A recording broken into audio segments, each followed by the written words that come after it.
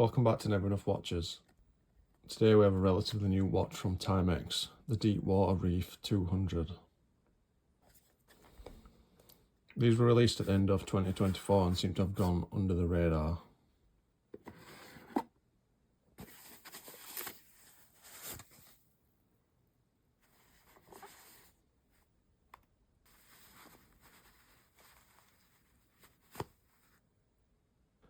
Considering the 41mm case size, I'm not sure why these have gone so unnoticed.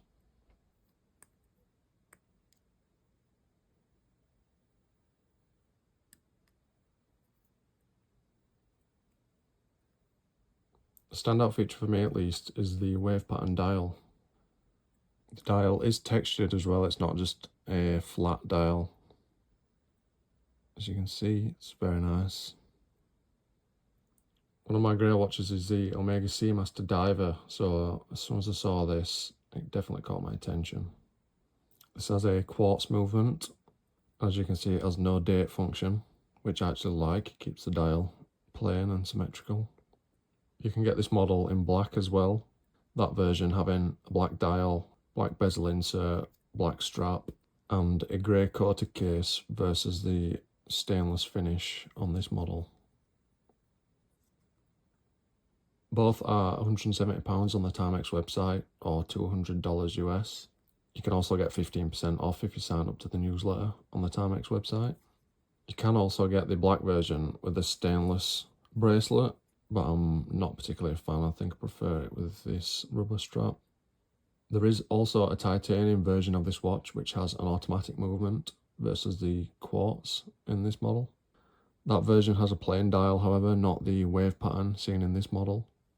It also features a date complication at the 3 o'clock position, as well as a cyclops on the crystal, which I'm not a particular fan of. In the last couple of days, I've also now released a 43mm version called the Deepwater Reef 200 XCF. That has a case made of mixed polycarbonate with extended carbon fibres. That's quoted direct from the Timex website. Essentially, it's a plastic case with the same specs as this model. This quartz 41mm version comes with a stainless steel case. I have to say the case finishing is really nice, especially for a watch at this price point. It has a brushed finish case with a polished chamfer. I mentioned before it has a 41mm case diameter, which is smaller than most dive watches these days, tend to be 42 to 44mm. It has a 12mm thick case with a 47.5mm lug to lug, as well as 22mm width lugs. I really like the hand design, especially the second hand as well. That orange really makes it pop. Hands are loomed, second hand as well. This is quartz. As you can tell, it doesn't really hit the markers. It's not the end of the world at this price point, but it would be nice. With it being quartz, it will be pretty accurate. There is no spec on the website, but I would imagine plus or minus 20 seconds a month. Has a unidirectional bezel.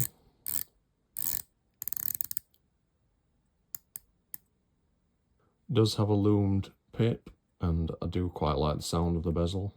120 clicks. This particular one does have a slightly misaligned bezel.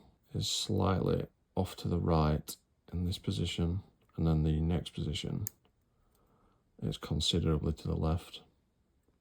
Hopefully this is just a one-off and this isn't a frequent issue. I know Seiko has problems with bezel alignment, but I'm not sure about Timex. It does have a screw-down crown, as well as a screw-down case back. 200 meters of water resistance. I really like the crown on this model. It has this notched, almost gear-like design, as well as this red infilled arrow. It does of course have 200 meters of water resistance, along with the Timex Deepwater on the dial. It does also feature a sapphire crystal with an anti-reflective coating, which seems pretty good. Not many watches at this price point with the sapphire crystals, if any, to be honest. It does have loomed markers, as well as loomed hands. It is Super-Luminova, and it does seem pretty bright. It does have a different case design to most watches these days. See the obvious square lugs. Comes with a Timex branded strap, Timex branded buckle.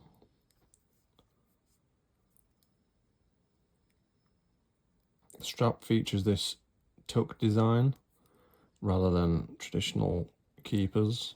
So you actually tuck the strap back through on itself and it fits underneath.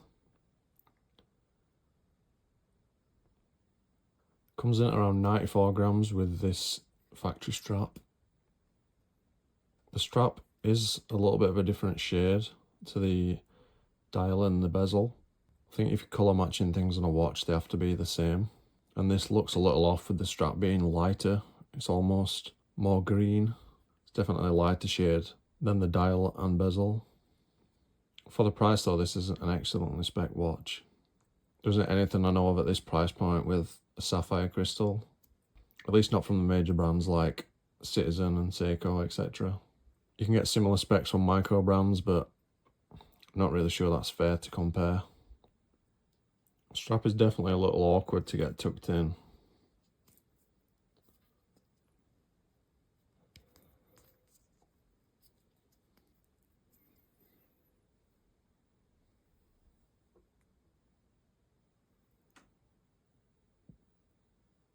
It does look nice on the wrist. I am probably in between sizes on the straps, a little tight. Do have just shy of a 7.5-inch wrist. Only have 3 notches left, so I think for smaller wrists this strap might not work. Loosening it off a notch is a little bit loose. I prefer my watches not to move. But yeah, that's more just a size issue for me.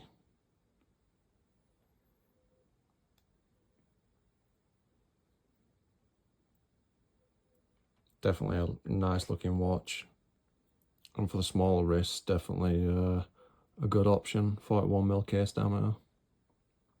It does seem like it might pick up quite a bit of lint, however, the strap doesn't seem like it's FKM. Just seems like a regular rubber.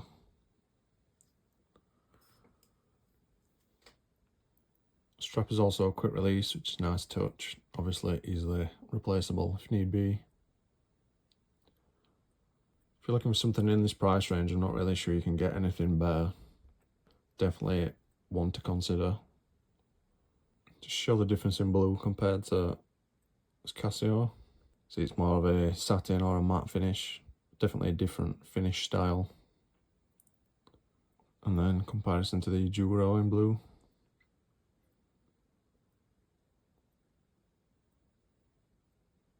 If you've made it this far, thank you for watching. A like and subscribe is always appreciated. There'll be more videos in the future. Anything you'd like to see, please let me know. Thank you for watching.